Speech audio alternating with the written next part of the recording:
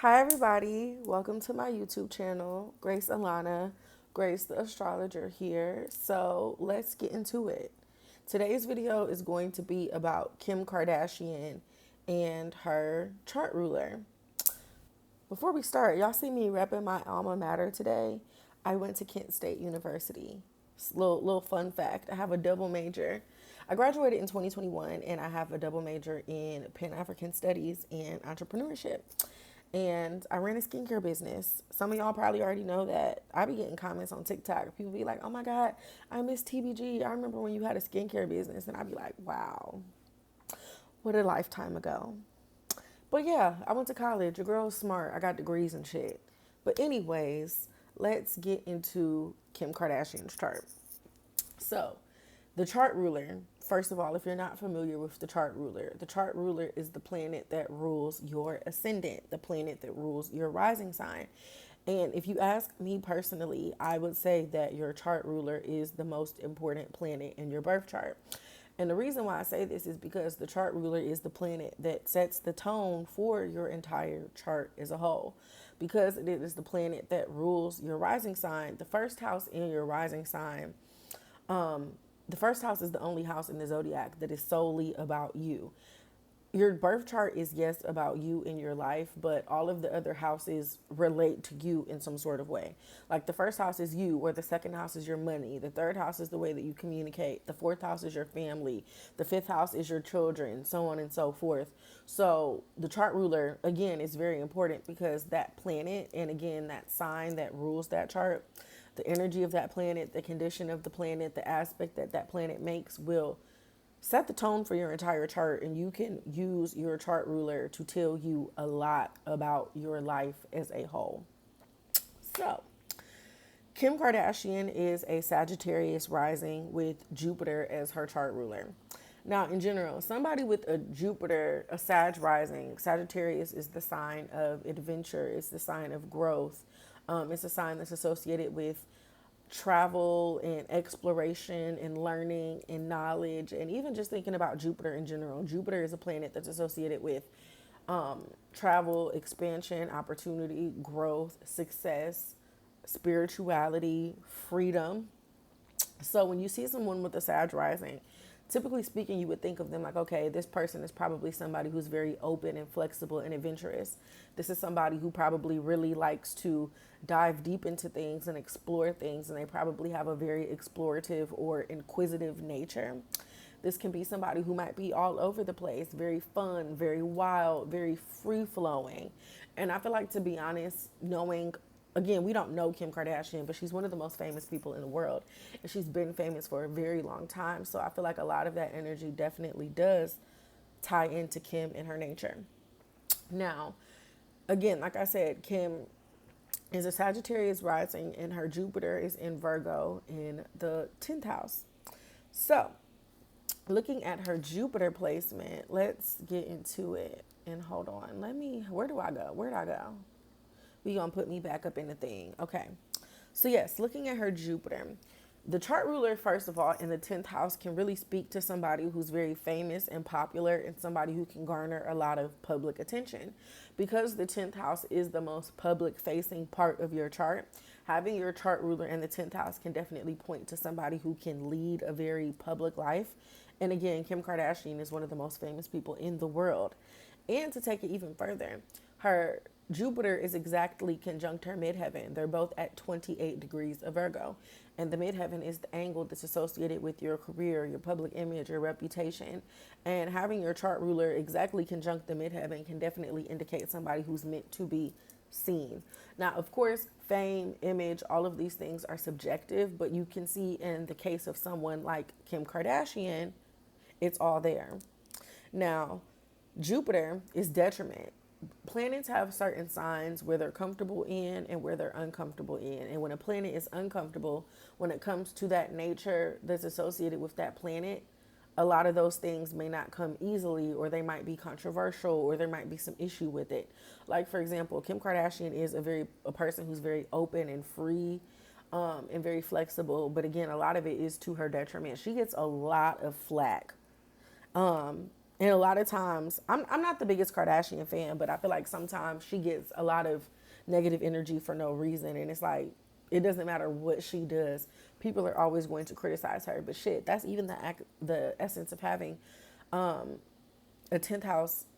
I think she has a stellium in Virgo. Yeah, I think she has other planets in Virgo. No, she just has 2 planets in Virgo. But nonetheless, having Virgo 10th house can definitely point to other people being very critical of you and your things and so on and so forth. But again, this Jupiter being detriment, I think really does speak to her being such a controversial figure because, again, people either love Kim Kardashian or they hate her guts.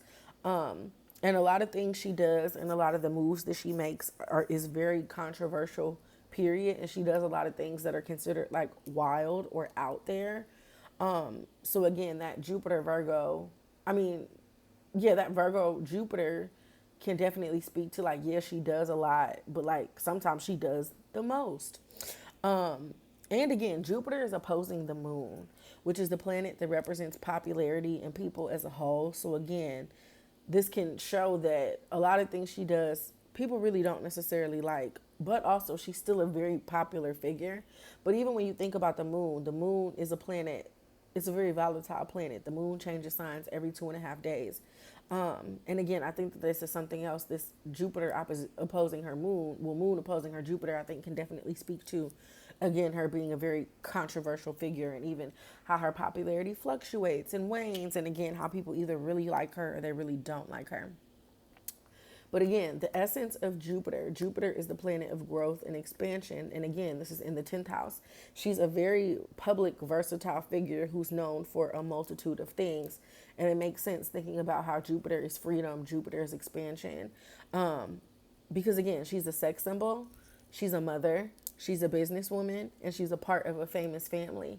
And even when it comes to her businesses, shit, even she's a lawyer. Jupiter is the planet that's, I don't think she's technically a lawyer because she can't pass the bar. Did she pass the bar? I don't know, but Jupiter is a planet that's associated with law. So even thinking about how literally like one of her goals in life is to be a lawyer and practice the law, and she likes to study the law and things like that, that Jupiter Saturn conjunction that she has makes a lot of sense. But even thinking about her family ties, Jupiter is her chart ruler, but Jupiter also rules her first house, but Jupiter is also the planet that rules her 4th house of home and family. So this can tie a lot of her personal identity to her family life and vice versa. And again, her family is literally famous because of a sex tape she made, because of the actions of Kim Kardashian. And regardless of what she does, she's always tied to her mother, her siblings, even thinking about her ex-husband, so on and so forth. It just makes a lot of sense. And again, her Jupiter, her chart ruler, is conjunct an exalted Saturn. So just how I was saying, there's places where planets feel uncomfortable. So a planet being detriment is the worst place there can be. But a planet being exalted, a planet is very comfortable when it's exalted because outside of that planet being in its own sign, it's in the next best place for it to be. So it's like that planet is a special guest. That planet has special benefits and can really, I'm not going to say the planet can do what it wants, but the planet can get away with a lot of things. So even thinking about that Jupiter being conjunct that exalted Saturn, whether you like her or not, she's here to stay. She has solidified and established herself in the public eye. And this is an out of sign conjunction. Jupiter is in the 10th house and Saturn is in the 11th house. But even when you think about the 11th house representing like someone's fans, someone's audience, or even like the internet, social media, spectators, a lot of those things fall into the 11th house. That Saturn, exalted Saturn in the 10th house again shows that she's here to stay. And Jupiter is conjunct her Venus, which again, I think says so much about Kim in her life because Venus is a planet that's associated with sex. Again, we know who Kim Kardashian is because of her sex tape. Venus is love and romance. She is very publicly tied to her relationships and romantic encounters.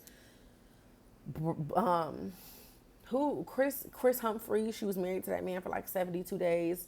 She's been tied to Ray J. She's been tied to her husband, of course, Kanye West.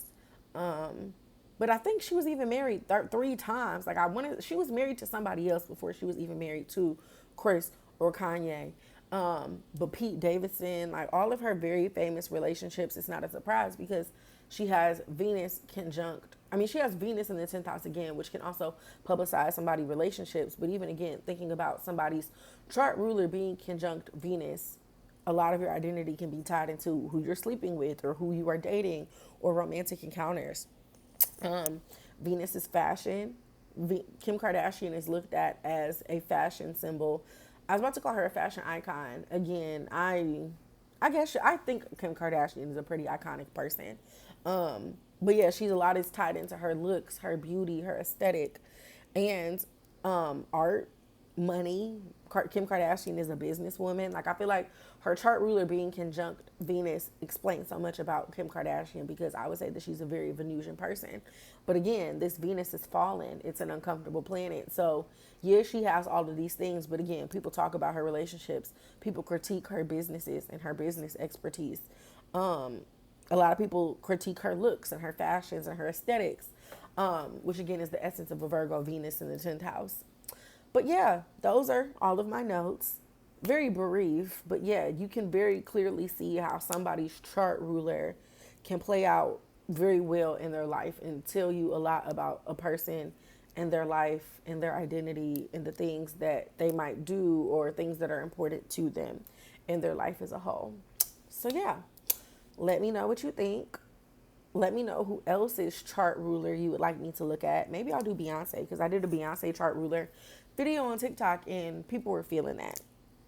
As always, the link is going to be in the description to book a birth chart reading. If you have any questions about yourself, your life, I can answer them using the lens of astrology. So tap in with me for that.